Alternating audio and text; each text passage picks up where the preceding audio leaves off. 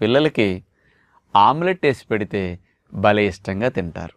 ఎందుకంటే ఆమ్లెట్ అనేసరికి నూనె ఎంత పడుతుంది, కొంతమంది నెయ్యి అన్నా వేసి ఆమ్లెట్ వేస్తుంటారు. ఉప్పు కారం కలుపుతారు ఆ కోడిగుడ్డు సొన్నలకి. చూడండి, ఉప్పు కారం నూనె కలిసేసరికి రుచి వస్తుంది కదా. ఇంకేమీ కలపరు, సింపుల్గా ఆ గుడ్డట కొట్టడం, ఒక కప్పులు వేయటం, ఇంత ఉప్పు కారం వేయటం, ఇక ఈ కొట్టిట కలిపేలోపు పొయ్యి మీద రేకు పెడతారు, మూకుడేదో చక్కగా అందులో ఇంత నూనె నెయ్యి వేసేసరికి 1 minute అది నూనె కాగుతుంది శుభ్రంగా. అందులో ఎట్లా అంటే 2 to 3 minutes ఆమ్లెట్ అయిపోతుంది. 1 minute తినేస్తాం ఆమ్లెట్. సింపుల్, టేస్ట్గా ఎంజాయ్ చేసినట్టు అనిపిస్తుందని.